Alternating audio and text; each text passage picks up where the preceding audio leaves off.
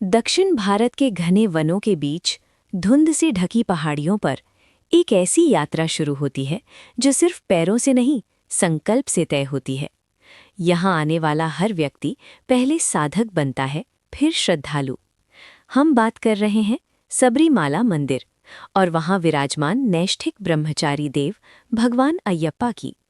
ये केवल एक तीर्थ नहीं, ये तप की परीक्षा है।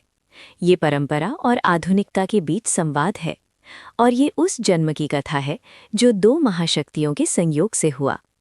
आज की इस विस्तृत डॉक्यूमेंट्री में हम जानेंगे अयप्पा का दिव्य जन्म, महिषी का वध, 41 दिनों की साधना का रहस्य, मकर विलक्कू की परंपरा, एरुमेली में वावर स्वामी की दरगाह से जुड़ी अनोखी रीत और वो कानूनी मोड़ जिसने पूरे देश को चर्चा में ला दिया।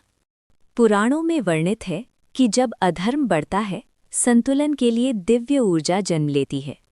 भस्मासुर प्रसंग के बाद विष्णु ने मोहिनी रूप धारण किया। शिव और मोहिनी के योग से जन्मे हरिहर पुत्र यही आगे चलकर अयप्पा कहलाए। ये जन्म केवल कथा नहीं, एक दार्शनिक संकेत भी है। शिव का संन्यास और विष्णु का पालन, जब दोनों मिलते हैं तब संतुलन का देव प्रकट होता है। पंपा नदी के किनारे मिले दिव्य बालक को पांडालम के राजा ने अपनाया। नाम रखा मणिकंदन। बचपन से ही अद्भुत तेज, करुणा और वीरता। गुरु के अंधे और गूंगे पुत्र को दृष्टि और वाणी देना, यहीं से उनकी दिव्यता स्पष्ट होने लगी। महिषी, अहंकार और प्रतिशोध की प्रतीक। कथा के अनुसार उसका वध केवल हरिहर पुत्र ही कर सकते थे। वन में भयंकर युद्ध हुआ, अंततः अयप्पा विजयी हुए। तभी देवताओं ने उनकी वास्तविक पहचान प्रकट की। वे केवल राजकुमार नहीं, एक दिव्य उद्देश्य थे। अयप्पा ने तपस्वी जीवन चुना। मल्लिकापुरम देवी से जुड़ी लोकमान्यता के अनुसार उन्होंने विवाह का वचन भविष्य पर छोड़ दिया। इसी नैष्ठिक ब्रह्मचारी स्वरूप से जुड़ी परंपरा के तहत सबरीमाला में 10 से 50 वर्ष की आयु की महिलाओं के प्रवेश पर पारंपरिक रूप से प्रतिबंध रहा है। साल 2018 में सुप्रीम कोर्ट ऑफ इंडिया ने इस परंपरा को असंवैधानिक घोषित करते हुए सभी आयु वर्ग की महिलाओं के प्रवेश की अनुमति दी। इसके बाद सामाजिक और धार्मिक स्तर पर व्यापक बहस और विरोध समर्थन देखने को मिला। ये विषय आज भी पुनर्विचार और संवाद का हिस्सा है। सबरीमाला यात्रा मंडल काल से जुड़ी है। 41 दिन, ब्रह्मचर्य, सात्विक भोजन, क्रोध त्याग, नंगे पैर चलना, काले या नीले वस्त्र। ये केवल नियम नहीं, आत्मा अनुशासन की साधना है।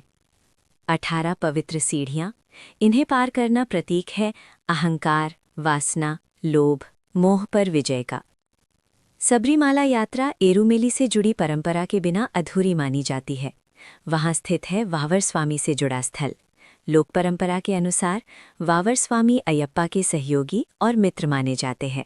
श्रद्धालु वहाँ माथा टेकते हैं, फिर आगे बढ़ते हैं। ये परंपरा धार्मिक समन्वय का अद्भुत उदाहरण है। हर वर्ष मकर संक्रांति की रात्रि एक ज्योति दिखाई देती है। ये दृश्य पूनम बलमीडु क्षेत्र से जुड़ा है। लाखों श्रद्धालु इसे दिव्य संकेत मानते हैं, कुछ इसे परंपरा का अंग कहते हैं, पर भक्तों के लिए ये आस्था का प्रकाश है।